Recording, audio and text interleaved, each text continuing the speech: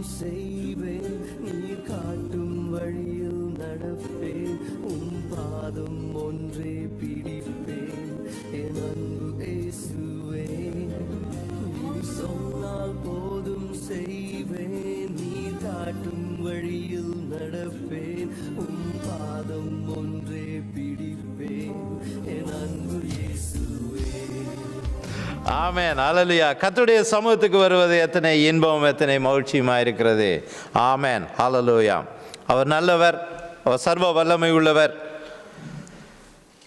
அவர் கூறுகிற வார்த்தைகள், அவர் சொல்லுகிற வார்த்தைகள் ஒவ்வொன்றிலும் உண்மைகள் உண்டு, சத்தியம் உண்டு.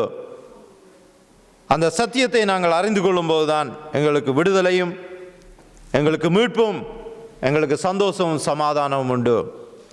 ஆமென், ஹல்லேலூயா. இந்த அருமையான வேளையிலும் நல்ல ஒரு ஆரம்பம். அதாவது தேவன் எங்களை அவரிலே அன்பு செலுத்தும்படியாக உருவாக்கி இருக்க, அந்த படைத்த தேவனை மறந்துவிட்டு படைக்கப்பட்ட காரியங்களிலே நாங்கள் இன்றைக்கு அன்பு செலுத்தி கொண்டிருக்கிறோம். அதுக்கு அதிபதியாக ஒருவன் வரப்போகிறான். அவன் இந்த பூமியிலே உருவாகிவிட்டான் என்று வேதம் சொல்லுகிறது. அவன் வெளிப்படும் முன்பதாக நாங்கள் சில காரியத்திலே நாங்கள் ஆயத்தம் உள்ளவர்களாய் மாற வேண்டும். அந்த ஒரு காரியத்தை தான் உங்கள் மத்தியிலே நான் எடுத்துக்கொள்ள விரும்புகிறேன். நாங்கள் வரப்போகிற ராஜாவினுடைய மணவாட்டிகள். அந்த வரப்போகிற ராஜாவினுடைய புத்தியுள்ள மணவாட்டி என்று வேதம் சொல்லுகிறது. நாங்கள் யாராம்?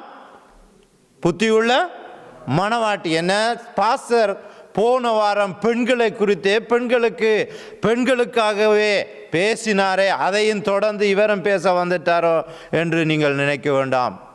வேதத்திலே சொல்லப்பட்டிருக்கிறது, புருஷன் என்றும் இல்லை, ஆண் என்றும் இல்லை, பெண் என்றும் இல்லை, இரண்டையும் ஒன்றாகத்தான் ஆண்டவர் பார்க்கிறார்.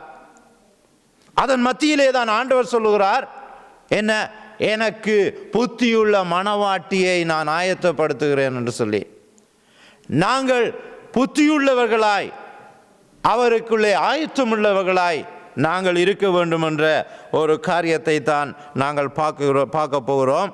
மத்தேயு சுவிசேஷம் 7ஆம் அதிகாரம் 25ஆம் அதிகாரத்திலே நீங்கள் வீட்டிலே சென்று வாசிக்கலாம். 1 தொடக்கம் 13ஆம் வசனங்கள் வரையும் இதை நீங்கள் வீட்டிலே தியானத்தோடு நீங்கள் இந்த காரியங்கள், இந்த வார்த்தைகளை வாசியுங்கள். இருந்தாலும் இப்போது நாங்கள் வாசிப்போம். 7 தொடக்கம் 10 வரையும் வாசியுங்கள். சோதரன் எடுத்து வாசியுங்கள். அப்பொழுது அந்த கன்னிகைகள் எல்லாரும் எழுந்திருந்து தங்கள் தீவட்டிகளை ஆயத்தப்படுத்தினார்கள். புத்தி இல்லாதவர்கள் புத்தி உள்ளவர்களை நோக்கி, உங்கள் எண்ணெயில் எங்களுக்கு கொஞ்சம் கொடுங்கள், எங்கள் தீவட்டிகள் அடைந்து போகிறதே என்றார்கள். புத்தியுள்ளவர்கள் பிரதியுத்தரமாக, அப்படியல்ல, எங்களுக்கும் உங்களுக்கும் போதாமல் இராதபடி நீங்கள் விற்கிற இடத்துக்கு போய் உங்களுக்காக வாங்கிக் கொள்ளுங்கள் என்றார்கள். அப்படியே அவர்கள் வாங்க போன போது மணவாளன் வந்து விட்டார். ஆயத்தமாய் இருந்தவர்கள் அவரோடு கூட கல்யாண வீட்டுக்குள் பிரவேசித்தார்கள். ஆமென், ஹல்லேலூயா. ஆயத்தமாய் இருந்த அந்த புத்தியுள்ள மணவாட்டிகள் மாத்திரம் என்ன செய்கிறார்களாம்? அந்த ராஜாவினுடைய அரண்மனைக்குள்ளே, ராஜாவினுடைய அந்த வீட்டுக்குள்ளே அந்த கதவுகள் திறக்கப்பட்டதான வேளையிலே அவர்கள் உள்ளே பிரவேசித்து விடுகிறார்கள். புத்தி இல்லாதவர்களோ அங்கே கைவிடப்படுகிறார்கள். ஆகவேதான் ஆண்டவர் வார்த்தை அங்கே வேதம் சொல்லுகிறது, ஆவிக்குரிய நிலையிலே நாங்கள் ஆயத்தம் உள்ளவர்களாய், ஆவிக்குரிய சபை என்று சொல்லுகிறோம், நாங்கள் ஆவிக்குரியவர்கள் என்று சொல்லுகிறோம். இதை நாங்கள் புரிந்தவர்களாக, நாங்கள் ஆவிக்குள்ளே ஆயத்தம் உள்ளவர்களாக, தேவனிடத்திலே நாங்கள் புத்தி உள்ளவர்களாக, வேதம் சொல்லுகிறது அவரிடத்திலே புத்தி ஞானம் எல்லாம் இருக்கிறது என்று சொல்லப்படுகிறது.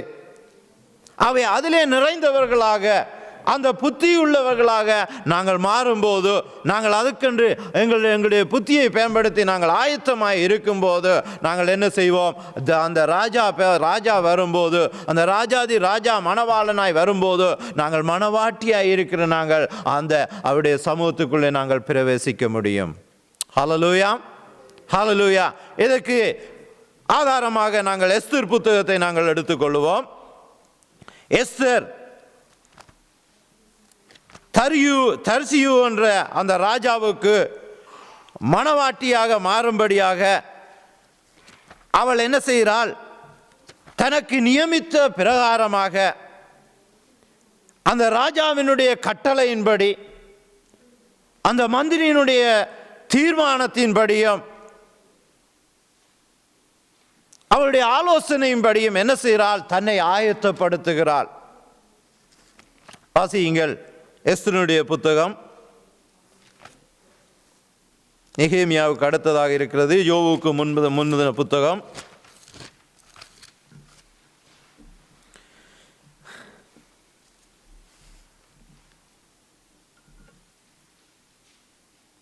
மூன்றாம் வசனத்தை வாசிங்க. எஸ்தர் 2ஆம் அதிகாரம் 3ஆம் வசனம். சரி. அதற்காக ராஜா தம்முடைய ராஜ்யத்தின் நாடுகளில் எல்லாம் விசாரிப்புக்காரரை வைக்க வேண்டும். இவர்கள் ரூபவதிகளாய் இருக்கிற சகல கன்னி பெண்களையும் கூட்டி சூசான் அரண்மனையில் இருக்கிற கன்னி மாடத்திற்கு அழைத்து வந்து ஸ்திரீகளை காவல் பண்ணுகிற ராஜாவின் பிரதானியாகிய ஏகாவின் வருஷத்தில் ஒப்புவிக்க வேண்டும். அவர்களுடைய சுத்திகரிப்புக்கு வேண்டியவர்கள் அவர்களுக்கு கொடுக்கப்பட வேண்டும். ஹல்லேலூயா. ஆமென். ஹல்லேலூயா. இது என்ன காரியம் உங்களுக்கு தெரியும்? எஸ்தருடைய புத்தகத்திலே எஸ்தர் ராணியை பற்றி அங்கே கூறப்பட்டிருக்கிறது. எஸ்தர் ஒரு யூத பெண். அவள் அங்கே தர்சியு ராஜாவினாலே அங்கே சிறைப்பிடிக்கப்பட்டு போனதான வேளையிலே அவளும் அங்கே தன்னுடைய சித்தப்பாவோடு அங்கே சிறைப்பிடிக்கப்பட்டு அந்த தேசத்திலே வைத்து வளர்க்கப்படுகிறாள். 7ஆம் வசனத்திலே அங்கே சொல்லப்படுகிறது, அவன் சிறிய தகப்பன் குமாரத்தியாகிய எஸ்தர் என்னும் அத்சாலை வளர்த்தான். அவளுக்கு தாய் தகப்பன் இல்லை. அந்த பெண் ரூபவதியும் சௌந்தரியம் உள்ளவனுமாயிருந்தாள். இவள் என்ன செய்கிறாள் என்று சொன்னால், அந்த ஏகாயினுடைய ஆலோசனையின்படி ஏகாயினிடத்திலே தான் அங்கே ராஜாவினாலே அனுமதிக்கப்பட்டு அங்கே எஸ்தருக்கு அந்த ராஜாவுடைய கண்களிலே தயவு கிடைத்து அங்கே அரண்மனைக்கு கொண்டு வந்து அந்த காவல் இடத்திலே வைத்து அந்த கன்னிமாடத்திலே வைத்து அவள் அங்கே ஆயத்த பண்ணப்படுகிறாள். எதற்காக? ஒரு ராஜாத்தியாக, ஒரு பட்டத்து ராணியாக மாற்றப்படும்படியாக அவள் அங்கே ஆயத்த பண்ணப்பட்டாள். அப்போ அவள் ஆயத்தம் பண்ணப்படும் போது அங்கே அவள் செய்த ஒரு நல்ல காரியம் என்று சொன்னால், 8ஆம் வசனத்தை வாசியுங்கள்.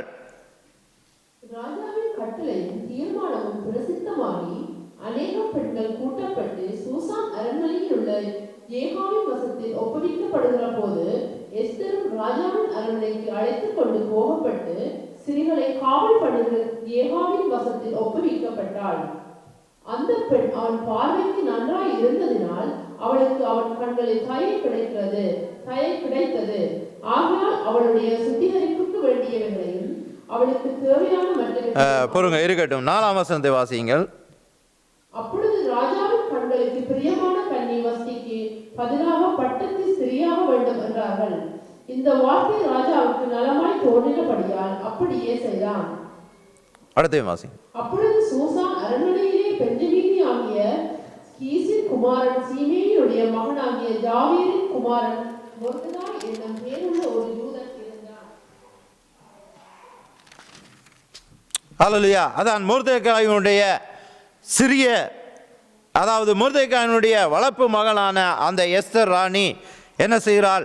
அங்கே ஏகாயின் வசத்தில் ஒப்புவிக்கப்பட்டு, அதாவது இந்த பூமியிலே நாங்கள் என்ன செய்தோம்? ஆண்டவராகிய இயேசு கிறிஸ்துவை ஏற்றுக்கொண்டது முதல் என்ன செய்கிறோம்? பரிசுத்த ஆவியானவரிடத்திலே எங்களை ஒப்புவிக்கிறவர்களாக இருக்கிறோம். அந்த பரிசுத்த ஆவியானவர் தான் எங்களை என்ன செய்கிறார்? தேவனுக்கு ஏற்றவர்களாக, தேவனுக்கு உரியவர்களாக. அதனால்தான் அங்கே இயேசு சொன்னார், தேவனிடத்திலே உள்ளவைகளை உங்களிடத்திலே அறிவிக்கும்படி, தேவனுக்கு பிரியமானதை உங்களுக்கு அறிவிக்கும்படி, தேவனுக்கு பிரியமானதை நீங்கள் செய்யும்படி, அவர் உங்களுக்கு உதவி செய்யும்படி பரிசுத்த ஆவியானவரை உங்களுக்கு அனுப்புவேன் என்று சொல்லி இயேசு கிறிஸ்து சொன்னார். அதே பிரகாரமாகத்தான் அந்த பரிசுத்த ஆவியானவர் எங்களுக்குள்ளே இருந்துதான் அவர் என்ன செய்கிறார், நாளுக்கு நாளாக என்ன செய்கிறார், எங்களை ஆயத்தப்படுத்துகிறவராயிருக்கிறார். இங்கே கொடுக்கப்பட்ட கன்னிகைகள் எல்லாம் என்ன செய்கிறார்கள், 6 மாதம் ராஜாவினாலே கட்டளை பெறப்பட்ட பிரகாரமாக 6 மாதம் வெள்ளை போல தைலத்தினாலும் 6 மாதம் சுகந்த வஸ்திர தைலத்தினாலும் என்ன செய்கிறார்கள், தங்களை சுத்திகரித்துக் கொள்ளுகிறார்கள். எதற்காக? ராஜாவுக்கு மணவாட்டியாக மாறும்படியாக, ராஜாவுக்கு ராஜாத்தியாக மாறும்படியாக அந்த எஸ்தர் என்ன செய்கிறார், தன்னை ஆயத்தப்படுத்தும்படி அந்த அதிகாரியிடத்திலே தன்னை ஒப்பு கொடுக்கிறாள். அவர் அல்லேலூயா சொல்லுமா? ஹல்லேலூயா. எங்களையும் தேவன் எதிர்பார்க்கிறது என்ன, தேவனுக்கு ஏற்றவர்களாக எங்களை மாற்றும்படியாக அந்த பரிசுத்த ஆவியானுடைய வழிநடத்தலே நாங்கள் வழிநடத்தப்பட வேண்டியவர்களாக இருக்கிறோம். பரிசுத்த ஆவியானுடைய ஆயத்தத்துக்குள்ளே எங்களை ஒப்பு கொடுக்கிறவர்களாக இருக்க வேண்டும். அவர் தான் எங்களை ஆயத்தப்படுத்த முடியும், மற்றவர்கள் எங்களை ஆயத்தப்படுத்த முடியாது. எங்களுடைய நண்பர்களோ எங்களை சுற்றி இருக்கிறவர்கள் அவர்களை எங்களை ஆயத்தப்படுத்த முடியாது. எங்களை ஏற்ற மணவாட்டியாக எங்களை ஆயத்தப்படுத்தும்படியாக பரிசுத்த ஆவியானவர் எங்களுக்குள்ளே அளிக்கப்பட்டிருக்கிறார். தான் சொல்லப்பட்டிருக்கிறது. எபேசியருக்கு நிருபத்திலே நாங்கள் வாசிப்போம். எபேசியர் 5ஆம் அதிகாரம்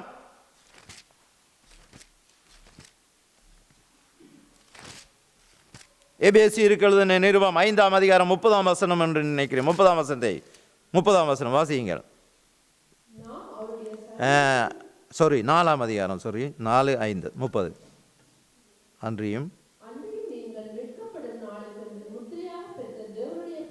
அன்றியும் நீங்கள் மீட்கப்படும் நாளுக்கென்று முத்திரையாக பெறப்பட்ட பரிசுத்த ஆவியானவர், முத்திரையாக அவர் அங்கே சீல் பண்ணி விட்டார். அங்கே கேகாயினிடத்திலே அங்கே ராஜா ஒப்பு கொடுத்து விட்டார். அந்த ராஜாவினுடைய சொல் கேட்டு அந்த ராஜாவினுடைய சித்தத்தின்படி அவள் என்ன செய்கிறாள், அந்த எஸ்தர் ராணி என்ன செய்கிறாள், தன்னை ஆயத்தப்படுத்தி கொண்டே இருந்தாள். ஹல்லேலூயா. அவள் வேறு ஒரு காரியம் செய்யவில்லை. அங்கே வேதத்திலே அங்கே சொல்லப்பட்டிருக்கிற அந்த அதிகாரத்தை நீங்கள் வாசியுங்கள், எஸ்தர் புத்தகத்தை நீங்கள் வாசியுங்கள். அவள் வேறு ஒரு காரியம் அங்கே செய்யவில்லை. அவருடைய நோக்கம் எல்லாம் என்ன, நான் ராஜாவுக்கு மணவாட்டியாக சேர வேண்டும், நான் ராஜாவுக்கு ராஜாத்தியாக சேர வேண்டும், அவருடைய பட்டத்திலே நான் உட்கார வேண்டும் என்று சொல்லி அவளுக்கு ஒரே நோக்கமாயிருந்தது. அது யாரால் சொல்லப்பட்டது? மொர்தேக்காயினால் அறிவிக்கப்பட்டு அங்கே சொல்லப்பட்டது. அது யாரிடத்தில் ஒப்புவிக்கப்பட்டது? இயேசு கிறிஸ்துவின் இரத்தத்தினாலே மீட்கப்பட்ட நாங்கள் இன்றைக்கு என்ன செய்கிறோம், பரிசுத்த ஆவியானவரிடத்திலே எங்களை மீட்கப்படும் நாளுக்கென்று வழங்கப்பட்ட பரிசுத்த ஆவியினாலே வழி நடத்தப்படுகிறவர்களாய் நாங்கள் மாற்றப்பட வேண்டும். பரிசுத்த ஆவியினுடைய ஒவ்வொரு ஒவ்வொரு சொல்லையும் கேட்டு நடக்கிறவர்களாக நாங்கள் மாற வேண்டும். ஆனால் தான் இயேசு கிறிஸ்து சொல்லுகிறார், இயேசு கிறிஸ்துவுக்கு எதிராக நீ எந்த தூஷணத்தை சொன்னாலும் அது மன்னிக்கப்படும், ஆனால் பரிசுத்த ஆவிக்கு விரோதமாக நீ பேசும்போதோ அது இம்மையிலும் மறுமையிலும் மன்னிக்கப்படவே மாட்டாது என்று வேதம் அங்கே சொல்லுகிறது. ஹல்லேலூயா. ஹல்லேலூயா. ஆகவே நாங்கள் பரிசுத்த ஆவியானவருக்கு ஒப்பு கொடுக்கப்பட்டவர்களாக, நாங்கள் ஆயத்தம் உள்ளவர்களாக, தேவனுடைய மணவாட்டியாக, அந்த இயேசு கிறிஸ்துடைய வரப்போகிற ராஜாவுடைய மணவாட்டியாக மாறும்படி எங்களை ஒப்பு கொடுத்தவர்களாக இருக்க வேண்டும். அதுதான் புத்தியுள்ள கன்னி, புத்தியுள்ள ஸ்திரீ. அந்த புத்தியுள்ள ஸ்திரீ தேவனுக்கு உகந்தவளாக, தேவனுடைய அந்த மணவாளன் அங்கே வரும்போது அந்த மணவாளுடைய அந்த பிரசன்னத்துக்குள்ளே அவள் பிரவேசிக்கிறவர்களாக மாறுவாள். ஹல்லேலூயா. ஆகவே நாங்கள் ஆவிக்குரிய நிலையிலே ஆயத்தம் உள்ளவர்களாக நாங்கள் மாற வேண்டும். எங்களை நாளுக்கு நாள் ஆயத்தப்படுத்துகிறவர்களாக நாங்கள் மாற வேண்டும். இந்த ஆயத்தம் என்னும் காரியத்திலே நாங்கள் 3 காரியத்தை நாங்கள் பார்ப்போம். ஒன்று, பிதாவின் சித்தத்தின்படி செய்கிறவர்களாக எங்களை மாற்ற வேண்டும். நாங்கள் வாசிப்போம் எஸ்தர் புத்தகத்திலே 9ஆம் வசனம் 2ஆம் அதிகாரத்திலே வாசியுங்கள்.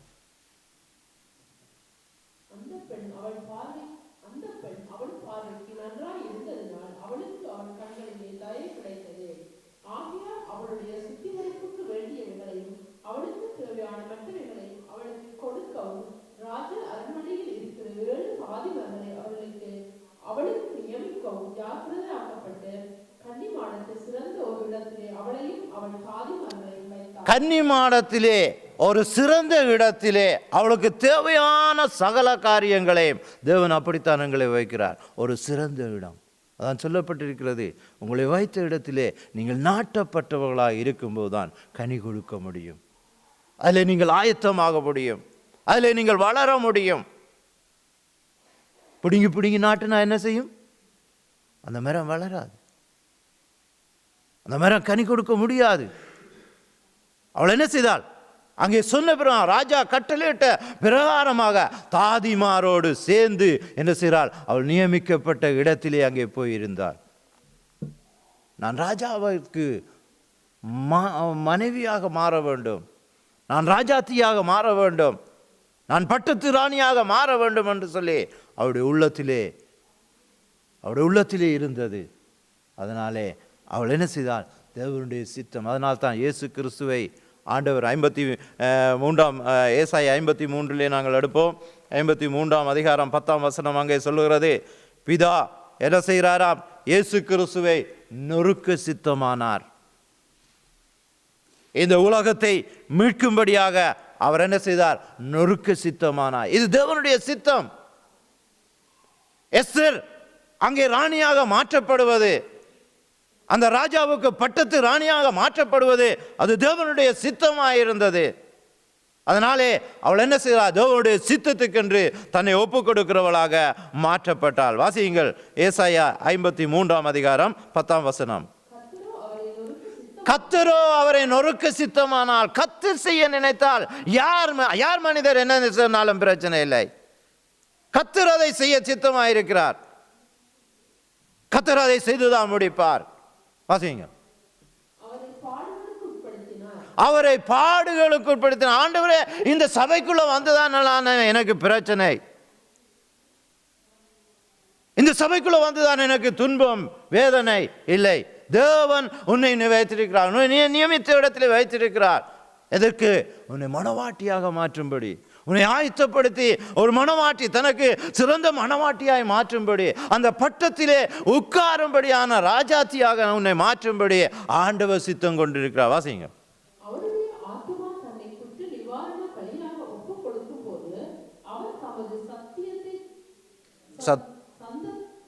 சந்ததியை கண்டு கர்த்தருக்கு சித்தமானது அவர் கையினால் வாய்க்கும். யாருடைய கையினால் வாய்க்கும்? என்னுடைய கையினாலா? பாஸ்டருடைய கையினாலா?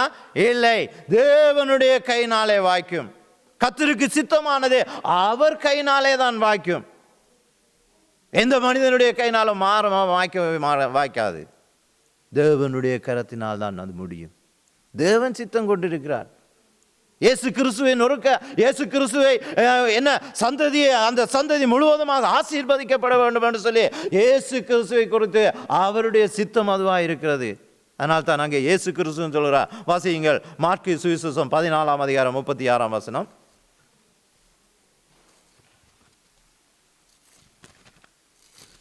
மாற்கு சுவிசேஷம் 14 அதிகாரம் 36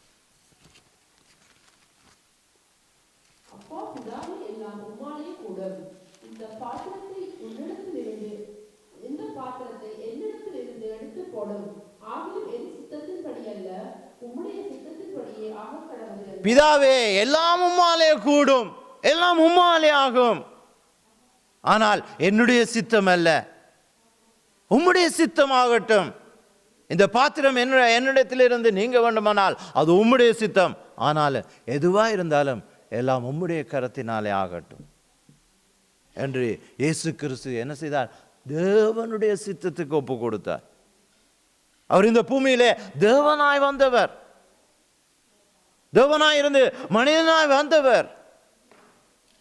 அவரே சொல்லுகிறார், தேவனுடைய சித்தம் ஆகட்டும். அவர் நினைச்சிருக்கலாம், சிலுவையில் அறையிருந்த வந்திருக்க கையை விசிக்கிருக்கலாம், விசிக்கிருந்தானே எல்லாரும் விழுந்திருப்பார்கள். இந்த வானத்தின் மேலும் இந்த பூமியின் கீழும் சகல வல்லமையின் சகல அதிகாரம் உடையவர் அந்த இயேசு கிறிஸ்து. அவரே சொல்லுகிறார், உம்முடைய சித்தமாகட்டும். இந்த பாத்திரம் என்னுடைய, இந்த பாத்திரம் நீங்க கூடுமானால் எது உம்முடைய சித்தம். அடுத்து வாசிங்கள். அப்போஸ்தலர் நடவடிக்கை 9ஆம் அதிகாரம் 6ஆம் வசனம். அங்கே பவுல் சொல்லுகிறார், 9:6. அவன் நடுங்கி திகைத்து, ஆண்டவரே, நான் என்ன செய்ய சித்தமாய் இருக்கிறீர் என்றான்.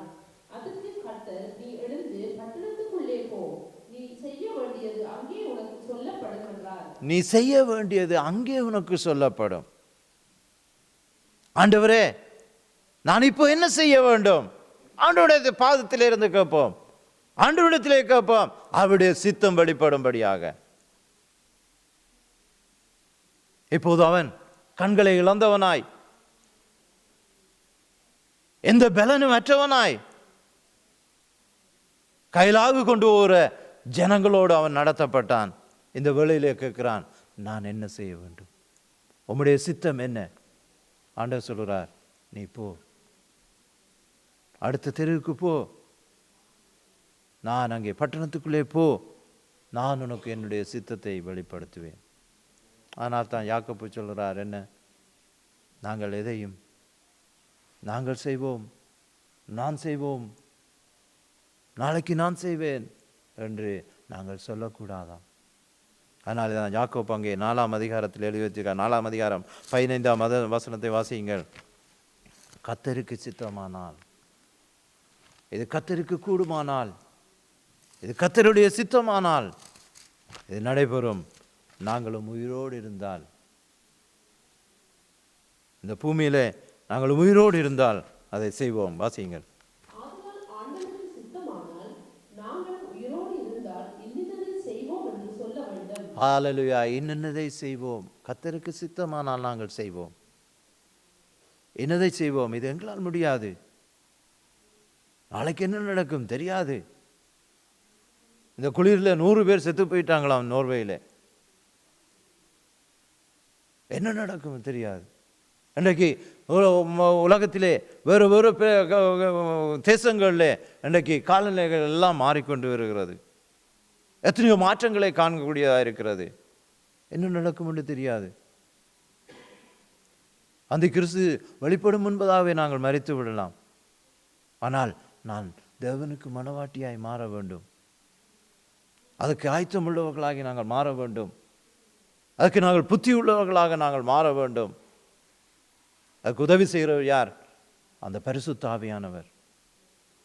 எஸ்தர் ராணிக்கு உதவி செய்தது, எஸ்தர் ராணிக்கு ஆலோசனை அளித்தது என்ன?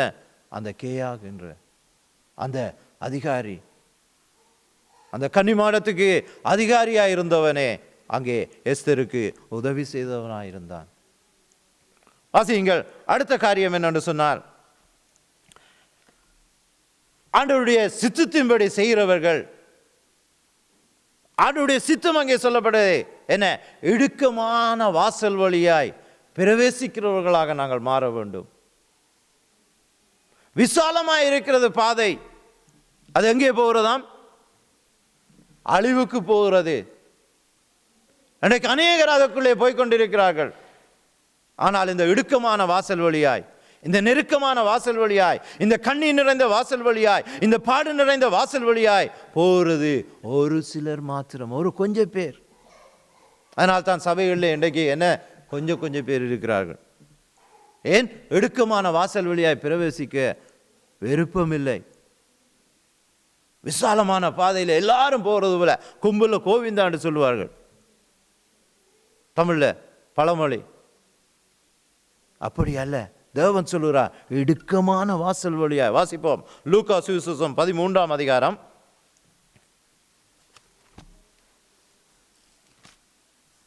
24ஆம் 25ஆம் வசனம்.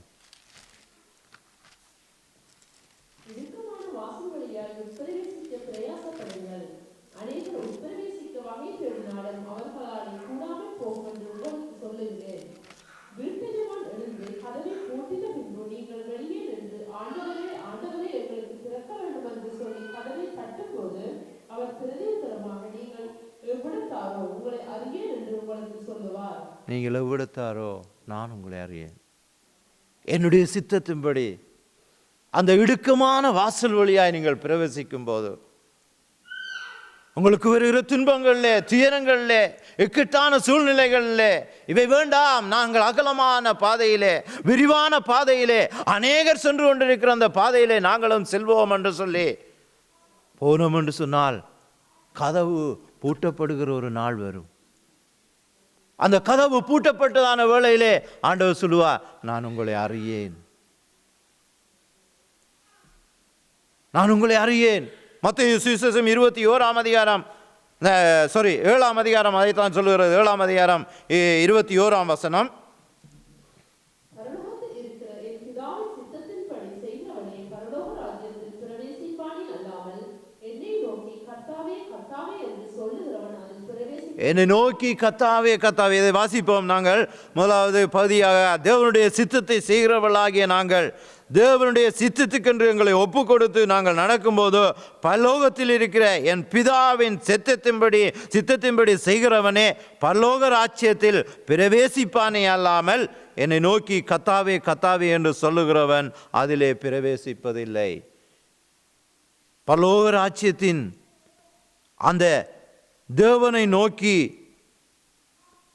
புத்தியுள்ள மனவாட்டியாக தன்னை ஆயத்தப்படுத்தி அதற்குள்ளே பிரவேசிக்கிறவனே, அல்லது அந்த இடுக்கமான பாதை வழியாக வந்து, அந்த நெரிசலான பாதை வழியாக வந்து அதற்குள்ளே பிரவேசிக்கிறவனே அல்லாமல் என்னை நோக்கி அகலமான பாதையிலும் தேவனுக்கு சித்தமில்லாத பாதைகளிலும் நடந்து கொண்டு, தேவனுக்கு சித்தமில்லாத வழிகளிலும் நடந்து கொண்டு, ஆண்டவரே நான் உமக்காக இதை செய்தேன், நான் உமக்காக அதை செய்தேன் என்று சொல்லி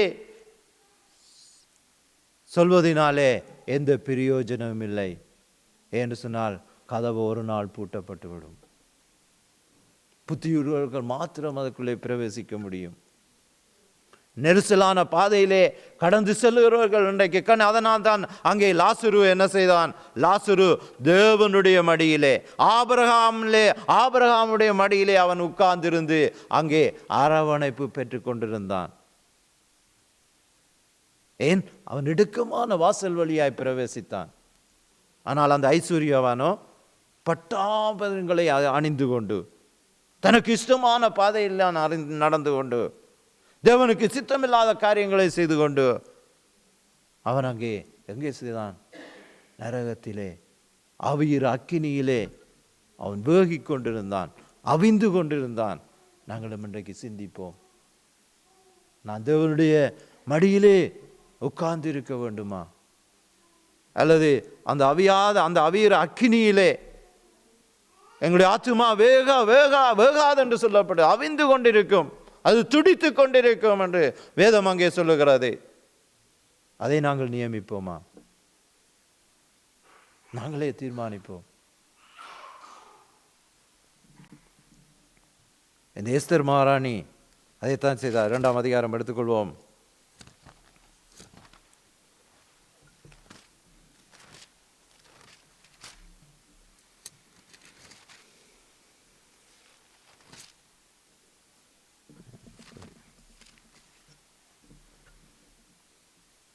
பன்னெண்டாம் வசனத்தை வாசிங்க.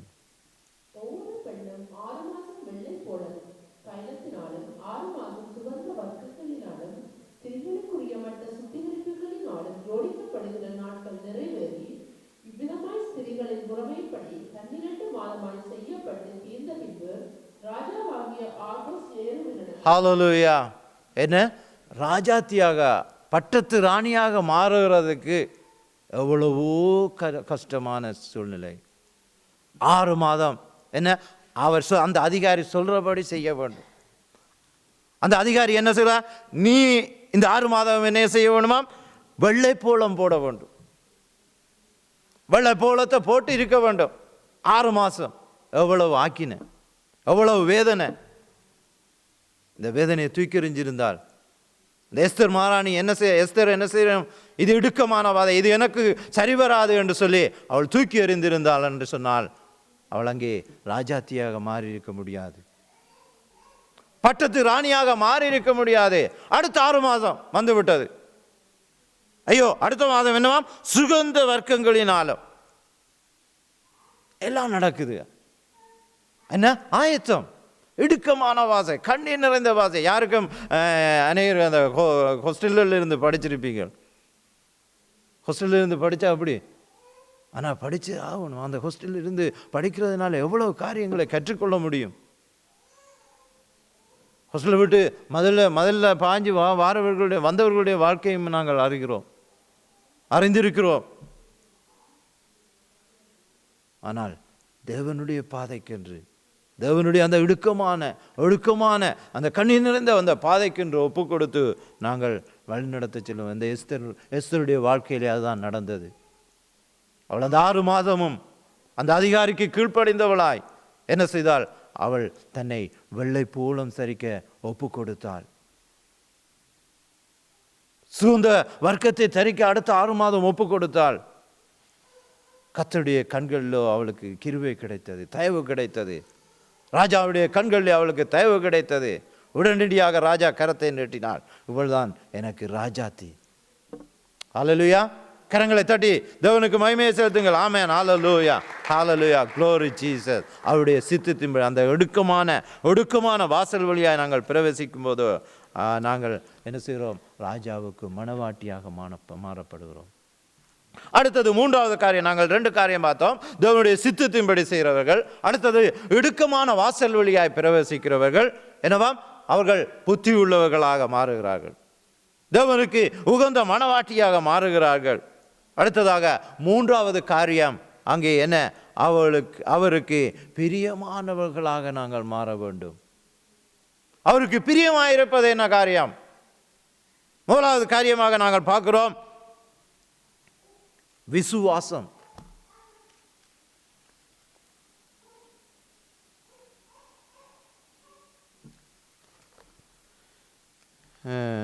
எடுத்துக்கொள்வோம். எபிரேயர் 11ஆம் அதிகாரம் 6ஆம் வசனம்.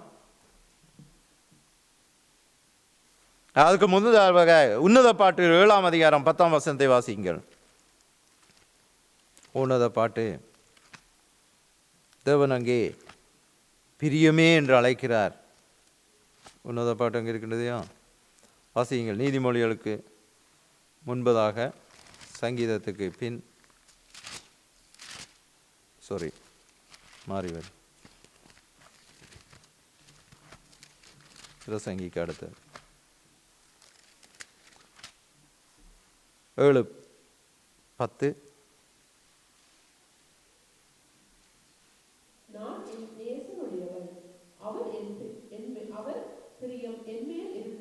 அவர் பிரியம் என்மேல் இருக்கிறது. அன்னவாம் நான் என் நேசருடையவள்.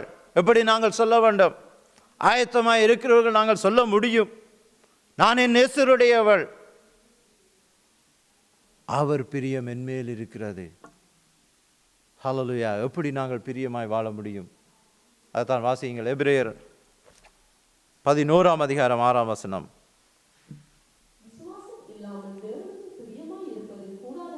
விசுவாசம் இல்லாமல் தேவனுக்கு பிரியமாய் இருப்பது கூடாத காரியம்.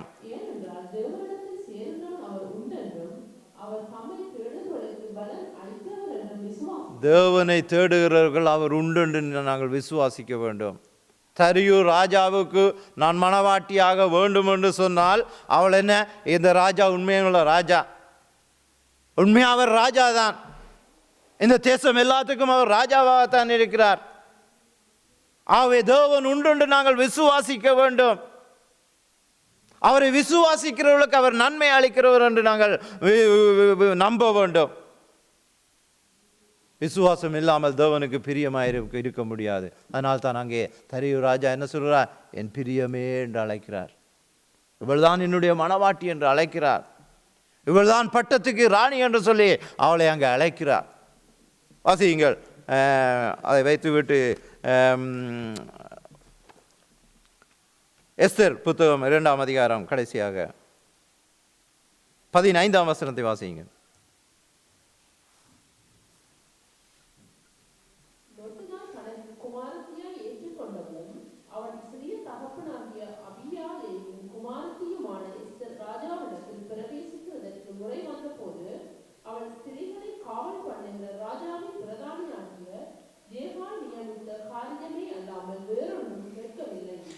ஏகாய் நியமித்த காரியமே அல்லாமல், அதான் பரிசுத்த ஆவியானவர் எங்களுக்கு நியமித்த, எது தேவனுக்கு பிரியம், எது தேவனுக்கு பிரியமாக இருக்கிறது, பரிசுத்த ஆவியானவர் தான் எங்களுடைய உள்ளத்திலே போகுது. ஆண்டவர் இதை செய்வாரா செய்ய மாட்டாரா? ஆண்டவர் நிச்சயமாக செய்வார்.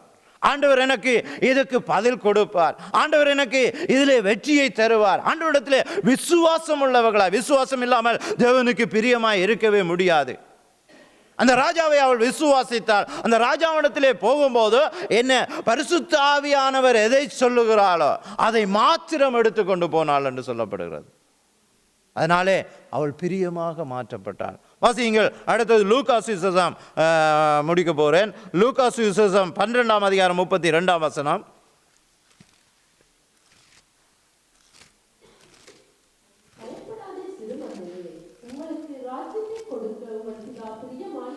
உங்களுக்கு ராஜ்யத்தை கொடுக்க உங்கள் பிதா பிரியமாயிருக்கிறார். எதனால? நீங்கள் விசுவாசம் உள்ளவர்களாயிருக்கிறீர்கள், தேவனுக்கு பிரியமாய் நடந்து கொள்கிறீர்கள். பரிசுத்த ஆவியானிடத்திலே அந்த ஆலோசனை பெற்று தேவனுக்கு எது பிரியம் என்று அதையே அவரிடத்திலே கொண்டு வருகிறீர்கள். அதனாலே ஆண்டவர் சொல்கிறா, சிறுமந்தையே நீ பயப்படாதே, சிறிய கூட்டமாயிருந்தாலும் நீ பயப்படாதே, தேவன் உனக்கு ராஜ்யத்தை அளிக்க வல்லவராயிருக்கிறார். ஒரு அல்லேலூயா சொல்லுவோமா? யாருக்கு அளிக்க வல்லவராயிருக்கிறார்? அவருக்கு பிரியமானவர்களுக்கு, பிரியமானதை செய்கிறவர்களுக்கு. உன்னத பாட்டிலே அங்கே சொல்லுகிறார் அவர், என்ன, நான் தேவன் ராஜாவுடைய பிரியமாக இருக்கிறேன், தேவனுடைய பிரியமாக இருக்கிறேன், அவர் மேல் என்ன, என் மேல் பிரியமாக இருக்கிறார் என்று அங்கே அவள் திட்டவும் தெளிவுமாக அங்கே சொல்லுகிறார். அடுத்தது வாசியுங்கள் கடைசியாக சங்கீதம் 40:8ஆம் வசனம்.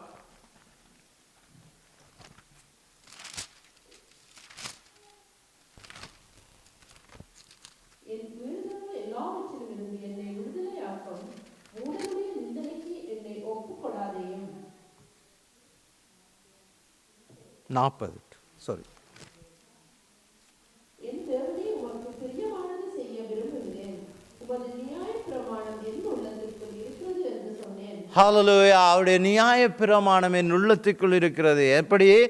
பரிசுத்த ஆவியானவர் எங்களுக்குள்ளே இருந்து எங்களுக்குள்ளே இருக்கிறதை அவர் என்ன செய்ய, ஆண்டவருக்குரிய பிரியத்தை அவர் வெளிப்படுத்துகிறவராக இருக்கிறார்.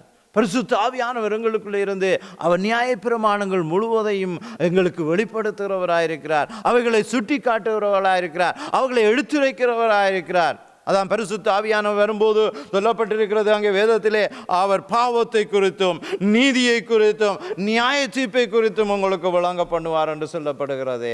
அதனாலே தான் அங்கே எஸ்தர் மகாராணி, எஸ்தர் அங்கே எஸ்தர் பெண், அதாவது யூத பெண்ணாக இருந்தவள், மொர்தெகாயினுடைய மகளாக இருந்தவள், வளர்ப்பு மகளாக வளர்க்கப்பட்டவள், அங்கே என்ன செய்கிறாள், அந்த அதிகாரியிடத்திலே தன்னை ஒப்பு கொடுத்தாள். அதிகாரியுடைய சித்தம் எதுவோ, ராஜாவுக்கு எது பிரியமாய் இருக்கிறதோ அதை செய்தாள். அவள் கீழ்ப்படிந்தாள். நெருக்கமான ஒடுக்கமான பாதை வழியாய் அவள் கடந்து சென்றாள். அது கடந்து சென்ற பிரகாரமாக பின்னதாக அவள் அந்த ராஜாவுக்கு பிரியமானதையே என்ன செய்தாள், அவள் அங்கே எடுத்துக்கொண்டு சென்றாள். அது மூலமாக அங்கே தரியு ராஜாவுடைய மணவாட்டியாக அவள் மாற்றப்பட்டாள். நாங்களும் இன்றைக்கு சிந்திப்போம், நாங்கள் புத்தியுள்ள மணவாட்டியாக ஆவிக்குரிய விதத்திலே நாங்கள் எங்களை ஆயத்தப்படுத்துகிறவர்களாக நாங்கள் இன்றைக்கு மாறுவோம். தேவனிடத்தில் எங்களை ஒப்புக் கொடுப்போம். அந்த எஸ்தர் ராணி அவள் பட்டத்து ராணியாக மாற்றப்பட்டாள். சாதாரண ஒரு பெண்ணாக இருந்தவள். இன்றைக்கு நாங்கள் எங்கெல்லாம் இருந்தோம், ஒளையான சேற்றிலே இருந்தோம். தேவனங்களை தூக்கி எடுத்து, தேவனங்களை கழுவி அவருடைய சமூகத்திலே வைத்திருக்கிறார். அவருக்கு பிரியமாய் வைத்திருக்கிறார். அவருடைய சித்தத்தை செய்கிறவர்களாக அவருடைய பாதையிலே நடத்தி அவருக்கு பிரியமாய் வைத்திருக்கிறார். எதற்காக? அவருடைய வருகையிலே அவர் ராஜாவாக வரும்போது நாங்கள் அவருடைய மணவாட்டியாக மாறும்படி, புத்தியுள்ள மணவாட்டிகளாக மாறும்படி அவர் எங்களை வைத்திருக்கிறார். அந்த ஆவியானவருக்கு எங்களை ஒப்பு கொடுத்து அவர் எங்களை ஆயத்தப்படுத்தும்படியாக எங்களை ஒப்பு கொடுத்து நாங்கள் வழி நடத்தி செல்வோம். மீட்கப்படும் நாளுக்கென்று முத்திரையாக கொடுக்கப்பட்ட அந்த பரிசுத்த ஆவியானவரிடத்திலே எங்களை ஒப்பு கொடுப்போம். அவர் எங்களை வழிநடத்த வல்லவராயிருக்கிறார். ஆமென். எல்லோரும் எழுந்து நிற்போமா? ஹல்லேலூயா. ஓ glory Jesus. Hallelujah. O thank you Jesus. ஓ நன்றி ஆண்டவரே. ஓ glory. Amen. Hallelujah. O thank you Jesus. ஓ உம்மை ஸ்தோத்திரிக்கிறோம். இந்த பாடலை பாடும்போது இந்த வார்த்தைகளுக்கென்று எங்களை ஒப்பு கொடுப்போம். தேவனுடைய இந்த வார்த்தைகளுக்கென்று எங்களை ஒப்பு கொடுப்போம். ஹல்லேலூயா. நாங்கள் 3 காரியத்தை பார்த்தோம். கர்த்தருக்கு சித்தமானதை நாங்கள் செய்வோம். கர்த்தருக்கு எது சித்தம் என்று கேட்டு அறிந்து அதையே செய்வோம். எடுக்கமான வாசல் வழியாய் பிரவேசிக்க எங்களை ஒப்பு கொடுப்போம். புத்தி உள்ளவர்களாக. அந்த புத்தியுள்ள 5 ஸ்திரியும் என்ன செய்தார்கள்? அவர்கள் புத்தியாய் தேவனுடைய சித்தத்தை செய்து அங்கே தேவனுடைய ராஜ்யத்துக்குள்ளே அவர்கள் பிரவேசித்தார்கள். இந்த எஸ்தர் ராணி அந்த இடுக்கமான பாதை வழியாய் பிரவேசித்து இடுக்கமான பாதை வழியாய் அவள் கடந்து சென்று அவள் பட்டத்து ராணியாக மாற்றப்பட்டாள். அது மாத்திரமல்ல, தேவனுக்கு எது பிரியம் என்று சொல்லி நாங்கள் அதை அறிந்தவர்களாக தேவனுக்கு பிரியமுள்ளவர்களாக நாங்கள் மாறுவோம். அவருடைய மனவாட்டியாக மாறுவோம். உமக்கு பிரியமானதை செய்ய எனக்கு கற்று தாரும் தெய்வமே. உமக்கு பிரியமானதை செய்ய எனக்கு கற்று தாரும் தெய்வமே. நீரே என் தேவன், உம்மல்ல பரிசுத்த ஆவியானவர் செம்மையான வழியிலே நடத்த வேண்டுமே. செம்மையான வழியிலே நடத்த வேண்டுமே. எனது பிரியமே, எனது ஏக்கமே, எனது ஆற்றலே, எனது ஆசையே, உமக்கு பிரியமானதை செய்ய எனக்கு கற்று தாரும் தெய்வமே. உமக்கு பிரியமானதை செய்ய எனக்கு கற்று தாரும் தெய்வமே. நீரே என் தேவன், உம்பல்ல பரிசுத்த ஆவியானவர் செம்மையான வழியிலே நடத்த வேண்டுமே. செம்மையான வழியிலே நடத்த வேண்டுமே. அன்பு இரக்கம் நிறைந்த பிதாவே, உம்மை நன்றியோடு ஸ்தோத்திரிக்கிறோம் அப்பா.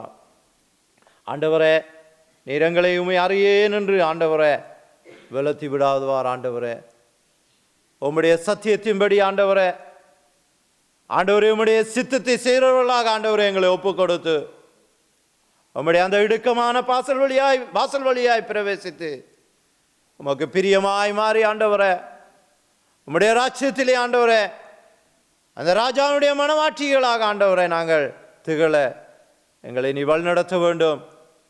உமக்கு ஆண்டவரே எங்களுக்காக கொடுக்கப்பட்ட அந்த பரிசுத்த ஆவியானவரை துக்கப்படுத்தாமல் ஆண்டவரே அவருடைய ஆண்டவரே வழிநடத்துதல் மூலமாக ஆண்டவரே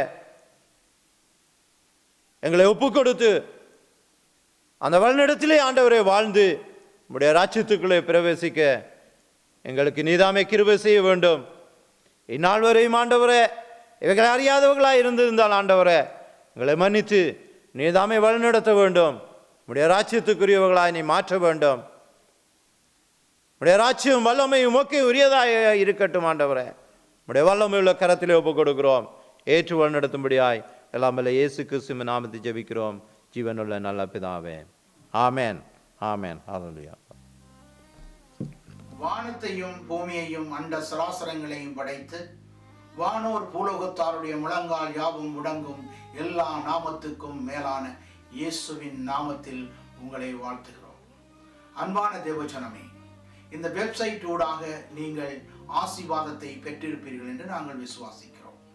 மேலும் இந்த வெப்சைட் பகுதியிலே வீடியோ, ஆடியோ, போட்டோஸ் மற்றும் ஆர்டிகல்ஸ்கள் இருக்கிறது. இவைகளை நீங்கள் பார்த்து ஆவி, ஆத்தும, சரீரத்திலே பூரண விடுதலையும் சமாதானத்தையும் சந்தோஷத்தையும் பெற்றுக்கொள்வீர்கள் என்று நாங்கள் விசுவாசிக்கிறோம். பெரியா சுவிசேஷ தேவ சபை குடும்பம் ஒவ்வொரு ஞாயிறும் மதியம் 14 மணி, அதாவது 2 மணிக்கு பரிசுத்த தேவ ஆராதனை நடைபெறுகிறது. இதிலே வந்து நீங்கள் கலந்து கொண்டு தேவ சமாதானத்தையும் ஆசீர்வாதத்தையும் பெற்றுக்கொள்ளும்படி பெரியா சுவிசேஷ தேவ சபை குடும்பம் உங்களை அன்போடு கூட அழைக்கிறது. நீங்கள் ஒவ்வொருவரும் இந்த ஆசீர்வாதத்தை பெற்றுக்கொள்வீர்கள் என்று நாங்கள் விசுவாசிக்கிறோம். மேலும் இதங்களோடு நீங்கள் தொடர்பு கொண்டு ஜெப தேவைகளுக்கும் உங்களுடைய வாழ்க்கையின் ஆலோசனைகளுக்கும் எங்களோடு தொடர்பு கொள்ள விரும்பினால் கீழ்காணும் முகவரியிலோ அல்லது டெலிபோனிலோ நீங்கள் எங்களோடு கூட தொடர்பு கொள்ளலாம். இந்த வெப்சைட் மூலமாக கூட நீங்கள் எங்களோடு கூட தொடர்பு கொள்ளலாம். கர்த்தர் தாமே உங்களை ஆசீர்வதிப்பாராக. இயேசுவின் நாமத்தில் உங்களை ஆசீர்வதிக்கிறோம். ஆமென். ஆமென்.